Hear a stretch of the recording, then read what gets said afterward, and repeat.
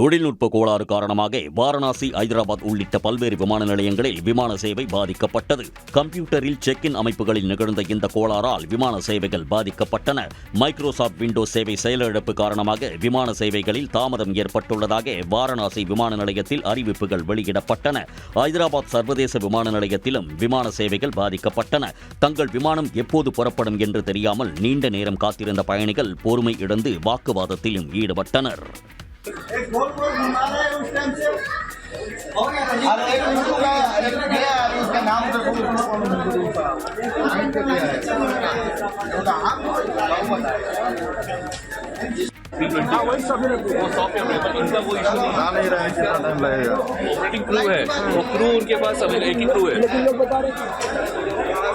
அவர்களை சமாதானப்படுத்திய விமான நிலைய ஊழியர்கள் உரிய நடவடிக்கை எடுக்கப்பட்டு வருவதாக கூறினர். பெங்களூரு, டெல்லி உள்ளிட்ட மிக முக்கியமான விமான நிலையங்களிலும் விமானங்களின் வருகை மற்றும் புறப்பாடில் தாமதம் நிலவியது.